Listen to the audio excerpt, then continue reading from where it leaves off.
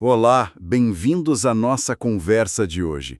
Já parou para pensar como instruções bem antigas de milhares de anos atrás podem esconder chaves de estratégia, assim, surpreendentes? É uma ideia interessante, né? Misturar o divino com tática e estratégia. Pois é, hoje a gente vai mergulhar num texto desses, que fala de guerra, fala de gigantes e, olha só, de estratégia divina. Temos aqui uma análise bem detalhada, baseada num sermão do pastor Misael Batista do Nascimento.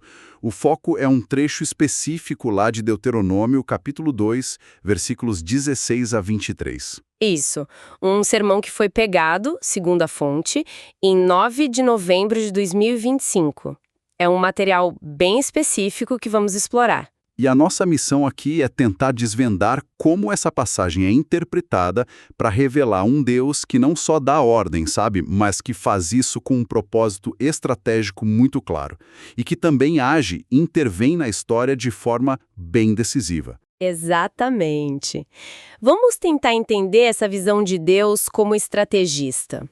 E vamos fazer isso com uma linguagem direta, como sempre, né? Ok, então vamos analisar isso aí. O ponto de partida é um momento chave. Aquela geração de israelitas que saiu do Egito, que vagou 40 anos no deserto, bom, ela está morrendo, como diz lá o versículo 16. É o fim de um ciclo, né? Sim.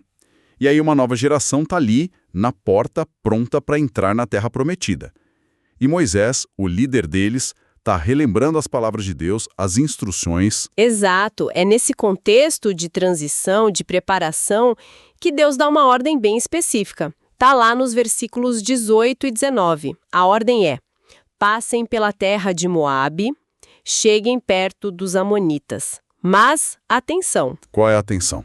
não ataquem. Isso. Não os ataquem, não mejam com eles.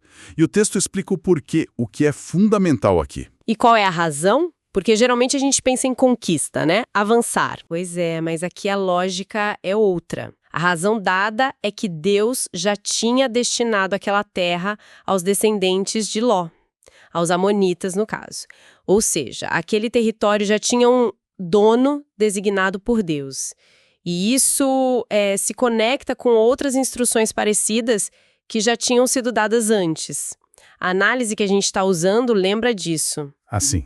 Com quem mais? Com os edomitas, que eram descendentes de Esaú, e com os moabitas, que também eram descendentes de Ló, como os amonitas, Deus também disse para não mexer com eles. Entendi. Então, o que a análise sugere sobre isso? Sugere uma fidelidade divina, sabe? Deus cumprindo compromissos, alianças passadas, mesmo com povos que não eram, digamos, o povo escolhido principal naquele momento. Ele honra a palavra que deu antes. Interessante. E é aqui que a análise fala de estratégia, né?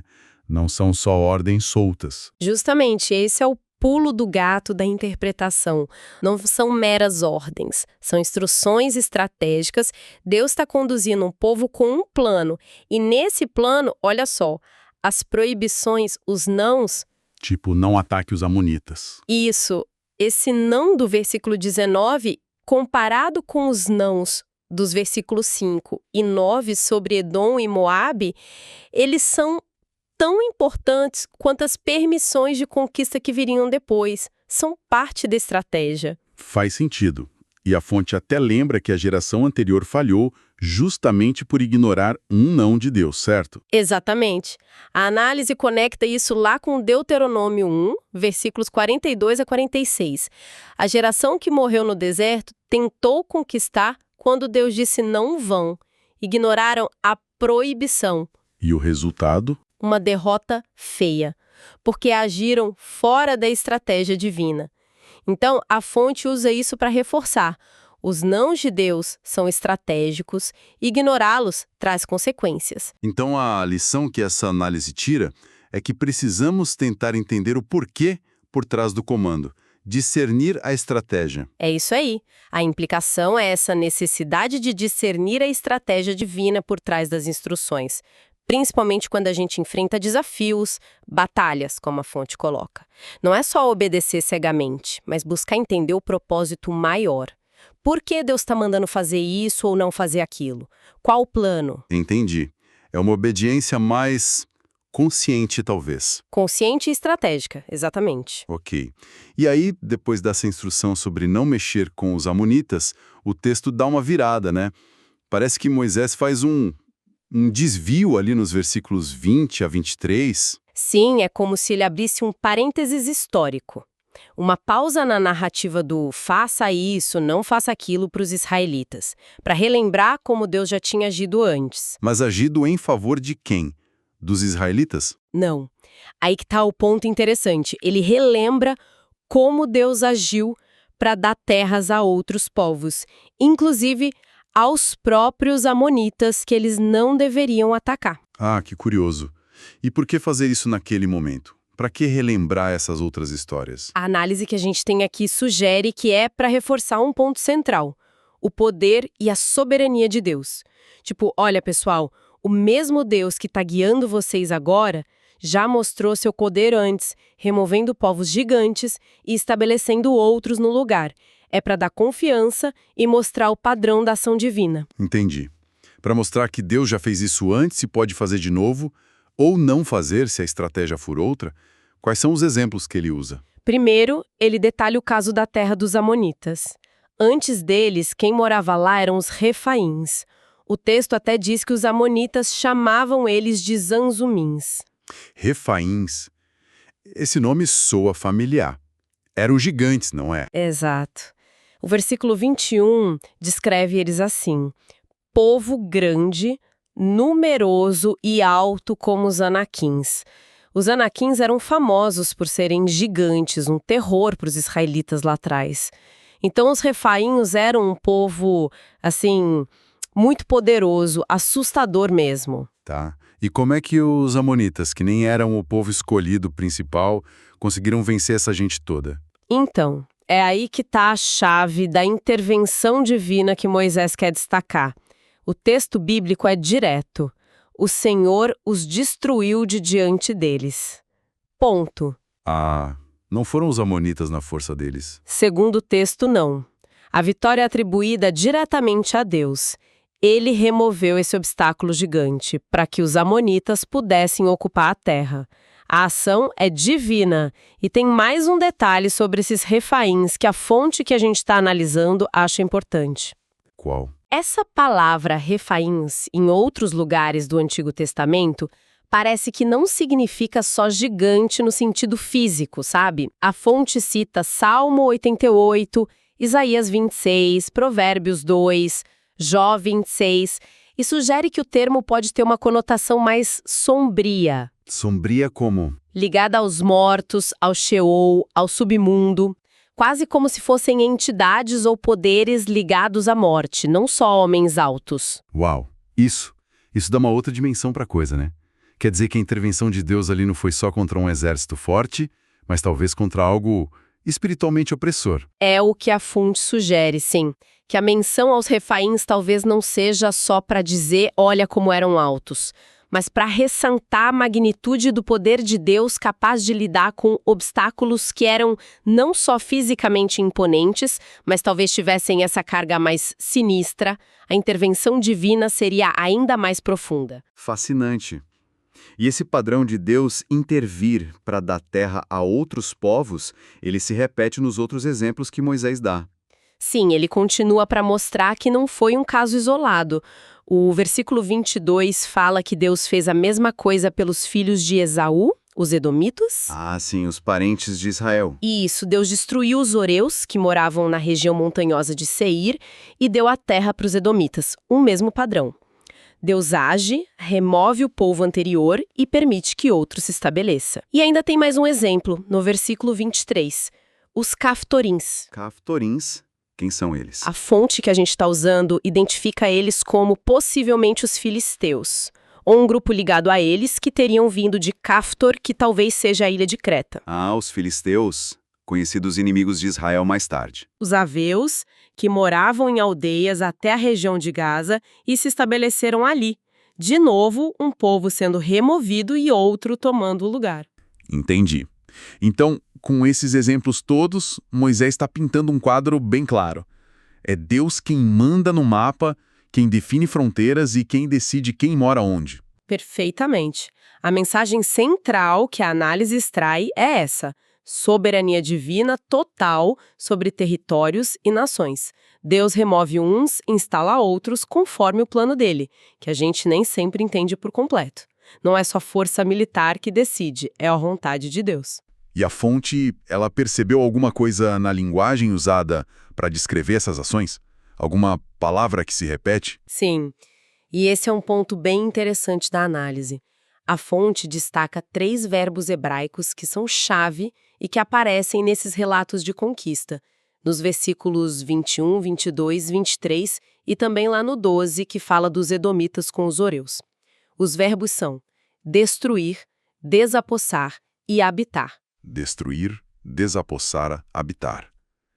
E qual o significado mais profundo que a fonte vê neles? Boa pergunta. A fonte foi buscar o sentido no original hebraico. Destruir, que é o verbo chamad, não é só vencer uma batalha, não. É exterminar, aniquilar, sabe? Uma ação bem radical. Pesado. Sim. Desapossar, o verbo yarash, tem a ideia de expulsar mesmo, tirar a posse do outro, limpar o terreno do antigo morador para tomar o lugar. E habitar. Esse é mais direto, né? Significa se estabelecer, morar, criar raízes no lugar que agora está livre. Então, a fonte sugere tipo uma sequência nisso. Destruir, limpar, morar. Exatamente. Uma sequência lógica na ação. Primeiro, a destruição do inimigo principal, a quebra do poder dele. Depois, o ato de desapossar, que é consolidar essa vitória, expulsar os remanescentes e tomar posse efetiva. E, por fim, o habitar, que é se estabelecer de forma duradoura. E quem faz o que nessa sequência? É tudo Deus? Ou o povo também age? Ah, essa é a parte que a fonte acha fascinante. A forma como o texto distribui a autoria das ações. Olha só, especialmente nos versículos 21 e 22, falando dos refaíns e dos órios, o texto diz que foi o Senhor quem os destruiu, chamad. Então a aniquilação do inimigo principal é ação divina direta. Segundo essa leitura, sim. Deus vai na frente e quebra a espinha dorsal do inimigo. Mas aí, as ações de desapossar, yarash e habitar geralmente são atribuídas aos povos que recebem a terra. Os amonitas, os edomitas, os caftorins. Ah, entendi. Quer dizer, Deus abre o caminho de forma poderosa e o povo então entra, ocupa e se estabelece. Exato. A análise vê isso como um reforço da ideia de guerra santa, onde Deus luta na frente, faz o impossível e o povo age em obediência, seguindo as instruções e ocupando o espaço que Deus abriu. A mensagem seria: nem reis, nem gigantes podem parar o plano de Deus quando ele decide agir. Muito interessante essa dinâmica. Agora, a gente viu a instrução estratégica, viu a intervenção estratégica.